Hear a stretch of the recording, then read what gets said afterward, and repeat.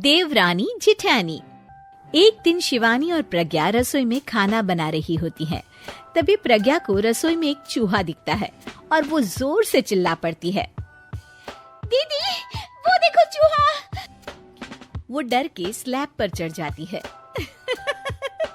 अरे चूहा ही तो है, तू तो ऐसे डर रही है जैसे तूने कोई भूत देख लिया हो। कितनी डरपोक है तू भी ना प्रज्ञा।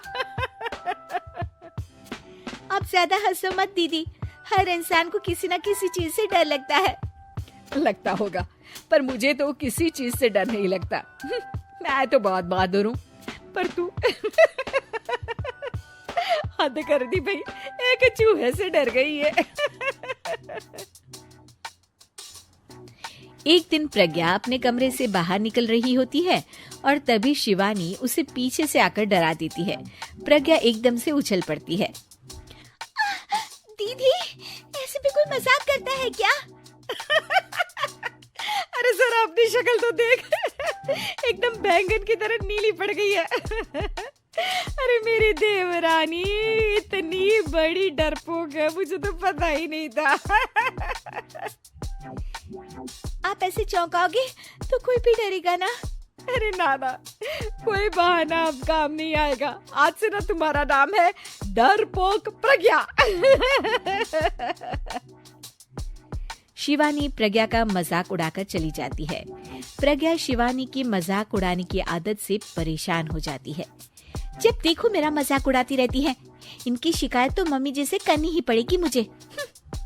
प्रज्ञा अपनी सास के पास जाती है और उन्हें सारी बात बताती है कि किस तरह उसकी जेठानी उसके डर का मजाक उड़ाती है।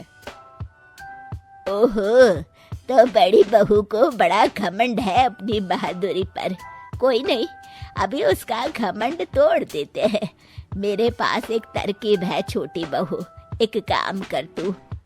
प्रज्ञा की सास उसे अपनी जेठानी को डराने का प्लान बताती है। ये तो बहुत अच्छा आइडिया है मम्मी जी, क्या बात है। आइडिया सुनकर लग रहा है कि आप अपने बचपन में काफी शरारती रही होंगी मम्मी जी। अब आएगा मजा मेरी बहादुर जेठानी जी को। प्रज्ञा अपनी जेठानी को डराने का एक प्लान बनाती है। रात में वो शिवानी के पास जाती है और कहती है, दीदी मुझे ना बहुत डर लग रहा है। क्या हुआ मेरी डरपोक देवरानी?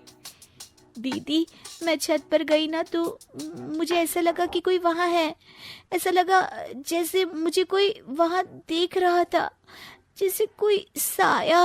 अरे क्या बक रही हो, तेरा वहम होगा। नहीं नहीं दीदी, आप चलो ना प्लीज मेरे साथ, मुझे तो बहुत डर लग रहा है। मेरी एक साड़ी सूख रही थी, वही लानी है। प्लीज आप चलिए ना ऊपर मेरे साथ। ओफो, चल। प्रज्ञा शिवानी को बहाने से छत पर ले जाती है और वो उसके पीछे चल रही होती है। ले आ गए हम छत पर। कहाँ है भूत, दिखा, कहीं तो है नहीं। तभी प्रज्ञा चुपके से सीढ़ियों पर छुप जाती है और शिवानी छत पर अकेली रह जाती है। अरे प्रज्ञा, कहाँ चली गई? प्रज्ञा एकदम से सीढ़ियों का दरवाजा बंद कर देती है। अब शिवानी को डर लगने लगता है। मैं नीचे चली जाती हूँ। लगता है प्रज्ञा भी नीचे ही चली गई है। तभी उसके सामने एक खुले बाल सफेद साड़ी में औरत खड़ी होती है। शिवानी उस औरत को देखकर डर जाती है। हाल तू जलाल तू आई बला को टाल तू, हाल तू जलाल तू आई बला को टाल तू।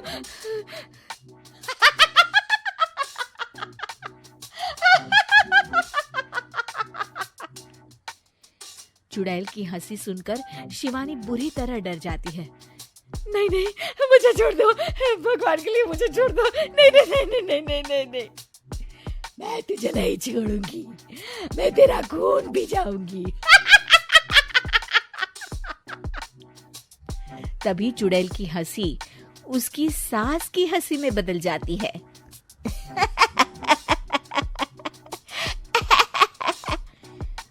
मम्मी जी, ये तो मम्मी जी की आवाज है।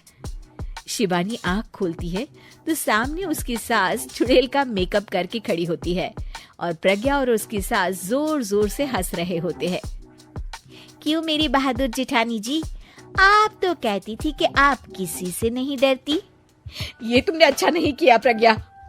और सासू माँ, आप भी इसके साथ मिलकर। और नहीं तो क्या बहू, तुम अब मेरी छोटी बहू का ऐसे मजाक बनाओगी तो मुझे तो चुड़ैल बनना ही पड़ेगा ना। प्रज्ञा और उसकी सास और जोर जोर से हंसने लगते हैं और शिवानी गुस्से में नीचे चली जाती है। अरे दोस्तों, अगर वीडियो अच्छा लगा हो तो लाइक करो, सब्सक्राइब करो और हाँ, शेयर करना मत भूलना। Love you.